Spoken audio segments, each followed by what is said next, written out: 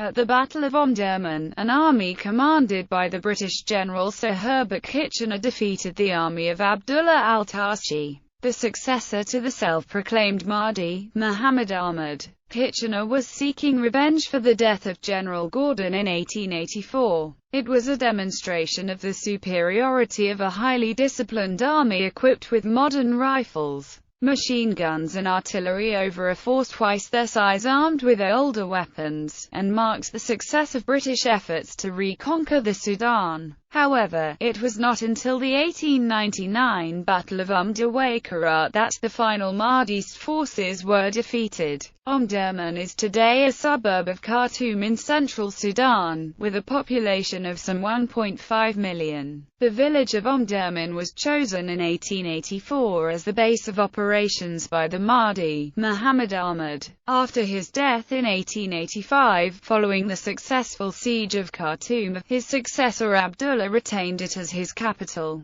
Battle account. The battle took place at Kareri, 11 kilometers north of Omdurman. Kitchener commanded a force of 8,000 British regulars and a mixed force of 17,000 Sudanese and Egyptian troops. He arrayed his force in an arc around the village of Igiga, close to the bank of the Nile, where a 12-gun boat flotilla waited in support, facing a wide, flat plain with hills rising to the left and right. The British and Egyptian cavalry was placed on either flank. Abdullah's followers, known as Ansar and sometimes referred to as dervishes, numbered around 50,000, including some 3,000 cavalry. They were split into 5 groups. A force of 8,000 under Osman Azrak was arrayed directly opposite the British, in a shallow arc along a mile of a low ridge leading onto the plain, and the other Mahdist forces were initially concealed from Kitchener's force. Abdullah al-Tashi and 17,000 men were concealed behind the Surgham Hills to the western rear of Osman Azrak's force, with 20,000 more positioned to the northwest, close to the front behind the Kareri Hills, commanded by Ali Wad Helu and Sheikh ed-Din. A final force of around 8,000 was gathered on the slope on the right flank of Azrak's force.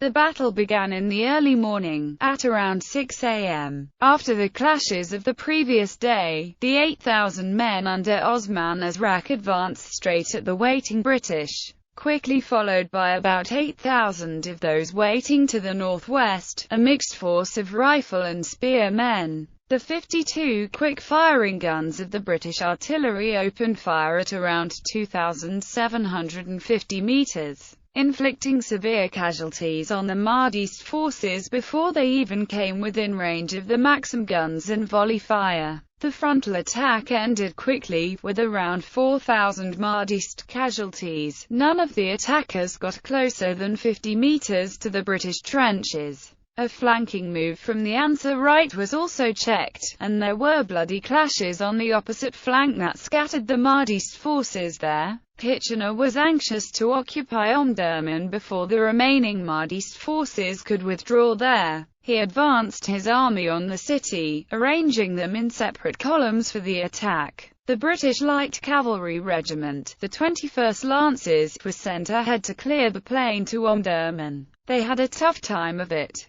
The 400-strong regiment attacked what they thought were only a few hundred dervishes, but in fact there were 2,500 infantry hidden behind them in a depression. After a fierce clash, the Lancers drove them back. One of the participants of this fight was Lieutenant Winston Churchill. On a larger scale, the British advance allowed the Khalifa to reorganize his forces. He still had over 30,000 men in the field and directed his main reserve to attack from the west while ordering the forces to the northwest to attack simultaneously over the Kareri Hills. Kitchener's force wheeled left in echelon to advance up Surgham Ridge and then southwards. To protect the rear, a brigade of 3,000 mainly Sudanese, commanded by Hector MacDonald, was reinforced with Maxims and artillery and followed the main force at around 1,350 meters. Curiously, the supplies and wounded around Egiga were left almost unprotected.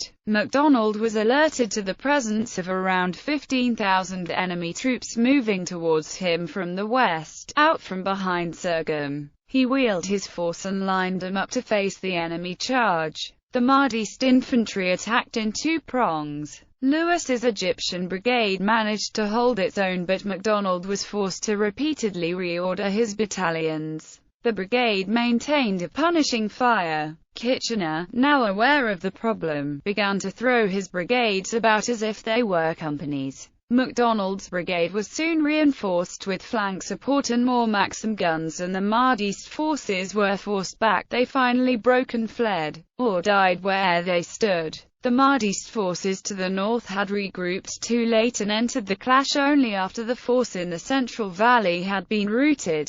They pressed MacDonald's Sudanese brigades hard, but Wauchope's brigade with the Lincolnshire Regiment was quickly brought up and with sustained section volleys repulsed the advance. A final desperate cavalry charge of around 500 horsemen was utterly destroyed. The march on Omdurman was resumed at about 11:30. Awards. 4 awards were made of the Victoria Cross, all for gallantry shown on the 2nd of September 1898. Thomas Byrne, Private, 21st Lancers. Raymond de Montmorency, Lieutenant, 21st Lancers. Paul Aloysius Kenner, Captain, 21st Lancers. Neville Smith, Captain, 2nd Dragoon Guards. Queen's Sudan Medal, awarded British and Egyptian forces which took part in the Sudan campaign between 1896 and 1898. Aftermath. Around 10,000 Mahdists were killed, 13,000 wounded and 5,000 taken prisoner. Kitchener's force lost 47 men killed and 382 wounded, the majority from MacDonald's command. One eyewitness described the appalling scene. They could never get near and they refused to hold back. It was not a battle but an execution. The bodies were not in heaps. Bodies hardly ever are, but they spread evenly over acres and acres. Some lay very composedly with their slippers placed under their heads for a last pillow. Some knelt, cut short in the middle of a last prayer. Others were torn to pieces. The battle was the first time that the Mark IV hollow-point bullet, made in the arsenal in Dum Dum, was used in a major battle. It was an expanding bullet and the units that used it considered it a great success. Controversy over wounded Mahdists killed after the battle began soon afterwards. The debate was ignited by a highly critical article published by Ernest Bennett in the Contemporary Review, which evoked a fierce riposte and defense of Kitchener by Bennett Burleigh. Winston Churchill privately agreed with Bennett that Kitchener was too brutal in his killing of the wounded. This opinion was reflected in his own account of the battle when it was first published in 1899. However, mindful of the effect that patriotic public opinion could have on his political career, Churchill significantly moderated criticism of Kitchener in his book's second edition in 1902. The Khalifa escaped and survived until 1899, when he was killed in the Battle of Umdawaykarat. Several days after the battle, Kitchener was sent to Fashoda, due to the developing Fashoda incident. Kitchener was ennobled as a Baron, Kitchener of Khartoum, for his victory. 4 Victoria Crosses were awarded, 3 to members of the 21st Lancers, as a result of this action. 2nd Lieutenant Raymond H. L. J. de Montmorency, Captain Paul A. Kenner, Private Thomas Byrne, and 1 to Captain Neville Smith of the 2nd Dragoon Guards. Winston Churchill was present at the battle and he rode with the 21st Lancers. He published his account of the battle in 1899 as The River War, an account of the reconquest of the Sudan. Present as a war correspondent for the Times was Colonel Frank Rhodes, brother of Cecil, who was shot and severely wounded in the right arm. For his services during that battle he was restored to the Army active list. The Battle of Omdurman has also lent its name to many streets in British and Commonwealth cities. For example, Omdurman Road in Southampton and Omdurman Street in Freshwater, Sydney.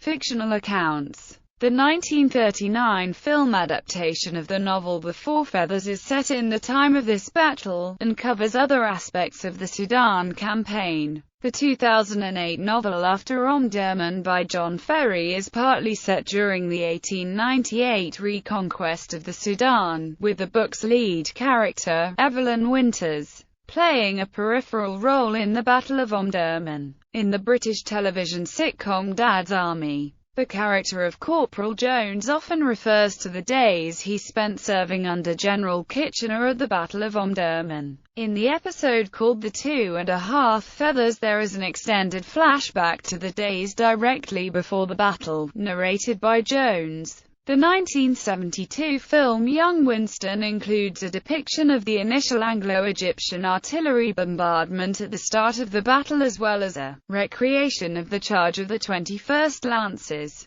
The 2009 novel The Devil's Paintbrush by J. Carnot involves a retelling of the life of Hector MacDonald, and includes the battle and Kitchener's railway building drive through Sudan. The 2005 novel The Triumph of the Sun by Wilbur Smith depicts the siege of Khartoum and the Battle of Omdurman with mixture of historical and fictional characters in art. The subject of the battle made its appearance in several oil paintings exhibited in Britain at the time. In particular, the charge of the 21st Lancers held special appeal, and several artists portrayed the scene, including Stanley Berkeley, Robert Alexander Hillingford, Richard Catton Woodville, William Barnes Wallen, Gilbert S. Wright, Edward Matthew Hale, Captain Adrian Jones, Major John C. Matthews, and Alan Stewart. The pictorial press covered the campaign extensively and employed several artists to record the events.